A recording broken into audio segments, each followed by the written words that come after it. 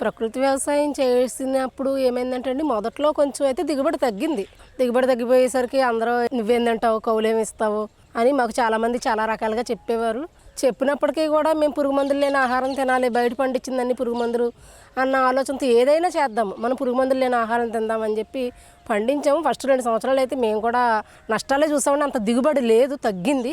కానీ పోను క్రమేపీ ఏమైందంటే దిగుబడి అనేది మాకు అనుకూలంగా రావడం జరిగింది. మాకు ఈ ప్రకృతి వ్యవసాయం చేయడం వల్ల కౌలు డబ్బులు కట్టడానికి కానీ ఎటువంటి ఇబ్బంది లేదు. అలాగే మా ఇంటికి సరిపడా ఆహారాన్ని కూడా మేము నిల్వ చేసుకోగలుగుతున్నాము. మా సొంత ధాన్యాన్ని మేము తింటున్నాము. అదేవిధంగా కూరగాయలు కూడా మా సొంతే తీసుకుంటున్నాము. ఇవన్నీ తీసుకొని నేను కౌలు కూడా కట్టుకుంటున్నాను. ముందు చాలా వరకు ఏంటంటే ఆరోగ్యం అనేది చాలా మాకు మెరుగుపడింది. మాకు అదనపు ఆదాయం కూడా వస్తుందండి.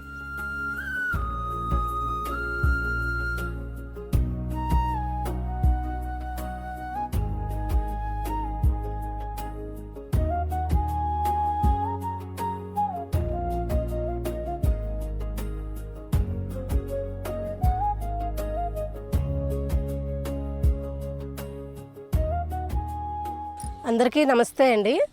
నా పేరు శ్రీలక్ష్మి. మాది నిడమరు మండలం అడవికొలను గ్రామం అండి. మా కుటుంబంలోని వ్యవసాయం అంటే చాలా ఆసక్తి అండి మాకు. అయితే మాకు ఎటువంటి సొంత పొలం కూడా లేదు. కానీ మాకు చెయ్యాలన్న ఆసక్తితో మేము ఏం చేసామంటే 1 ఎకరం పొలం కౌలుకు తీసుకున్నామండి. ఎకరం పొలం కౌలుకు తీసుకొని ఈ ఎకరా పొలం ఏదైతే ఉందో దీంట్లో ప్రకృతి వ్యవసాయం చేస్తున్నాం.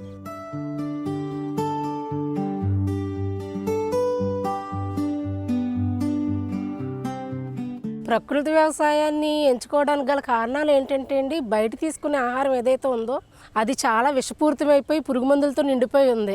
కానీ మరి ఆ ఆహారాన్ని తీసుకోవడం అనేది మాకు తప్పడం లేదు. కానీ మేము మంచి ఆహారం తీసుకోవాలి, ఎటువంటి పురుగు మందులు లేని ఆహారం తీసుకోవాలి, ఏదైనా మంచి ఆహారం తీసుకుంటేనే మంచి ఆరోగ్యం అన్న ఆలోచనలోని, ఎందుకంటే మేము పెరటి తోటలను ఆదర్శంగా తీసుకున్నామండి. పెరటి తోటలో వేసుకున్న కూరగాయలు తింటుంటే ఎంత హెల్తీగా అనిపిస్తుంది, ఆ రోజు గ్యాస్ ప్రాబ్లం లేకుండా.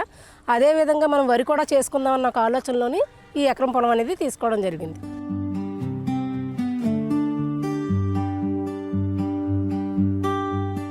అంతకుముందు 2018లో మామూలు వ్యవసాయం చేసేవాళ్ళము. ఈ 2020లో ఏం చేశారంటే పిఎండిఎస్ విత్తనాలు అని చెప్పేసి 9 రకాల నుంచి 10 రకాల విత్తనాలు భూమిలో చల్లుకొని వరి పండిస్తే బాగుంటుందని చెప్పడం జరిగింది. సరే ఈ విధానం చూద్దామని చెప్పేసి మేము అది వేయడం మొదలు పెట్టామండి. అది వేసిన తర్వాత మేము గమనించుకుంది ఏంటంటే ఘనజీవామృతం అవసరం వచ్చినట్టు అనిపించలేదు చేనుకి. ఇక 2020 కాడి నుంచి మరి ఇప్పుడు వరకు అయితే ఘనజీవామృతం అయితే మొత్తం పూర్తిగా మానేసాం. మొదట్లో కొద్దిగా వేసేవాళ్ళం, ఇప్పుడైతే ఘనజీవామృతం పూర్తిగా మానేసి ఓన్లీ పిఎండిఎస్ విత్తనాలతోనే మేము వ్యవసాయం సాగు చేస్తున్నాం.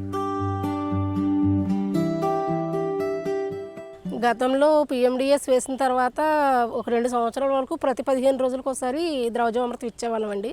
ఇప్పుడు ఏమైందంటే ఈ 2 సంవత్సరాల నుంచి కూడా నెలకు ఒకసారి ద్రవజీవామృతం ఇచ్చినా కూడా మాకు చేనుకి సరిపడా ఉంటుంది. చేను కూడా హెల్తీగా కనిపిస్తుంది.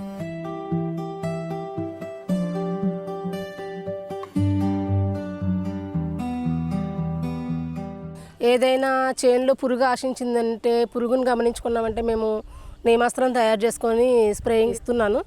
ఆ పురుగు దానికి కంట్రోల్ అవ్వలేదు అని నాకు ఏదంటే రెక్కల పురుగు ఉంటుంది కదా, ఆ రెక్కల పురుగు కంట్రోల్ అవ్వలేదు, కాండం తొలిచే పురుగు కంట్రోల్ అవ్వట్లేదంటే కనుక నేను దానికి అగ్నాస్త్రం అనేది స్ప్రేయింగ్ ఇస్తున్నానండి. అదేవిధంగా ఇప్పుడు చేను అంటే పొట్ట దశకు వచ్చింది అని అనిపించినప్పుడు కోడిగుడ్డు నిమ్మరసం ఎకరానికి 250 ml కోడిగుడ్డు నిమ్మరసం అనేది నేను స్ప్రేయింగ్ ఇవ్వడం అనేది జరుగుతుంది 100 లీటర్ల నీటిలో కలుపుకొని. అదేవిధంగా కోత అయ్యే వరకు కూడా 1-2 సార్లు నేను అది ఇస్తూ వచ్చాను. నేను అనుకోవడం ఏంటంటే అండి, నేను గతంలో పిఎండిఎస్ వేసేటప్పుడు 1 కిట్ మాత్రమే వేసేదాన్ని. తర్వాత నాకు తెలిసింది ఏంటంటే 2 కిట్లు వేస్తే చేనుకి ఇంకా మంచిది, బలం బాగుంటుందని అన్నారు. నేను పిఎండిఎస్ వేసిన తర్వాత ఇది ఇలా స్ట్రాంగ్గా నిలబడిందని అనుకుంటున్నాను.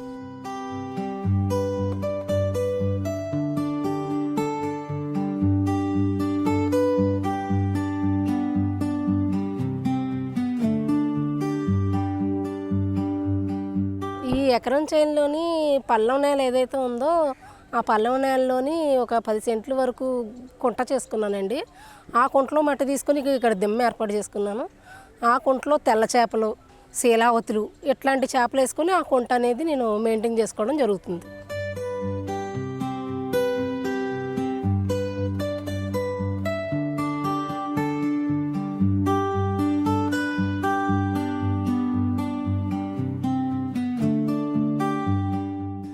మేము వరితో పాటు కూరగాయలు కూడా ప్రకృతి వ్యవసాయ పద్ధతుల్లో తినే విధంగా ఇదిగోండి ఆకుకూరలు, కూరగాయలు, పప్పు జాతి అయినటువంటి గోరుచిక్కుళ్ళు, బొబ్బర్లు, అరటి మొక్కలు, తీగ జాతికి వచ్చేసరికి కాకరండి, ఆనబ, సొరకాయలు, బీరకాయలు, దుంప జాతిలోకి వచ్చేసరికి అండి చామదుంప, కంద, క్యారెట్, బీట్రూట్, ముల్లంగి దుంపలు పెట్టుకున్నాను. కూరగాయలకు వచ్చేసరికి వంగ, మిర్చి, టమాటా, బెండ, చెట్టు చిక్కుడు, గోరు చిక్కుడు, చిక్కుడు జాతి మొక్కలు కూడా పెట్టుకోవడం జరిగింది.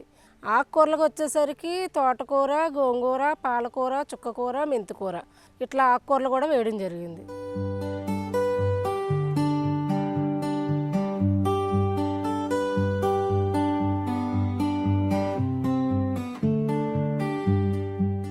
ఈ విధంగా నాకు అవసరమైనటువంటి ఆహార పదార్థాలన్నింటినీ కూడా నేను వరి వ్యవసాయంలోనేమో వరి పండిస్తూ గట్ల మీద కూరగాయలు, మరలా ఇక్కడ ఉన్న ఈ ప్లేస్లో కూడా నేను ఏంటంటే ఈ రకాలన్నీ కూడా పెట్టుకొని ఇంటికి అవసరమైనటువంటి అన్ని ఉత్పత్తుల్ని కూడా మా సొంత వ్యవసాయం నుంచి తీసుకోవడం అనేది జరుగుతుంది.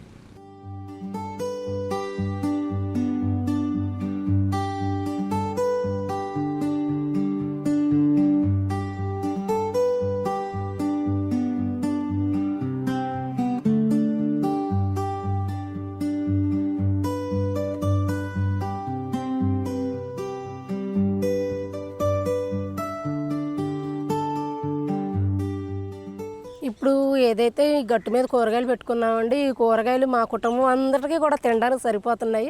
మా ఫ్యామిలీలో మాకు, మా చుట్టాలకి అందరికీ తినగా సరిపోను. ఎవరికైనా ఇరుగు పొరుగు వాళ్ళకి ఇచ్చుకోవడం, ఏదైనా అమ్ముకోవడం కూడా చేస్తున్నాను. అదేవిధంగా ఈ చెరువు ఏదైతే ఉందో చెరువులో చేపల వల్ల కూడా మాకు వారానికి కావాల్సిన చేపలు తింటాము. అదేవిధంగా ఆ చేపలని కూడా ఎవరికైనా అమ్ముకుంటున్నాం. అది కూడా మాకు అదనపు ఆదాయంగా ఉంది. అంటే చెరువు మా దగ్గర ఉంది, కూరగాయలు మా దగ్గర ఉన్నాయి, వరి మా దగ్గర ఉంది, అన్నీ కూడా మా దగ్గరే ఉన్నాయి.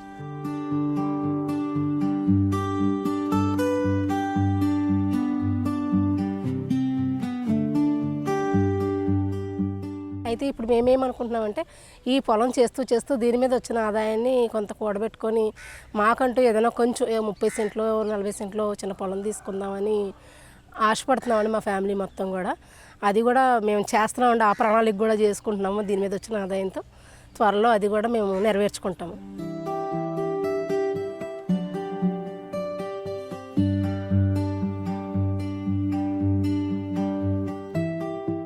ప్రకృతి వ్యవసాయం అనేది చాలా మంచి ఆలోచన అండి. దీనివల్ల ఏంటంటే మనకి ఎరువులు, పురుగు మందులు ఖర్చులు అయితే ఉండవు. సొంతంగా మనం ప్రకృతిలో దొరికేటటువంటి వాటితో చేసుకోవడం వల్ల ఖర్చు మిగులుతుంది, మంచి ఆరోగ్యం వస్తుంది. ఎవరైనా సరే ముందుకొచ్చి ఖర్చు తగ్గించుకొని ఆరోగ్యాన్ని పెంచుకునే విధానాలు పాటించడం వల్ల మనం అందరం కూడా చాలా ఆరోగ్యవంతంగా ఉంటామండి. ఈరోజు మనకి ఆరోగ్యానికి మించిన ఆస్తి అయితే ఏమీ లేదని నా అభిప్రాయం అండి.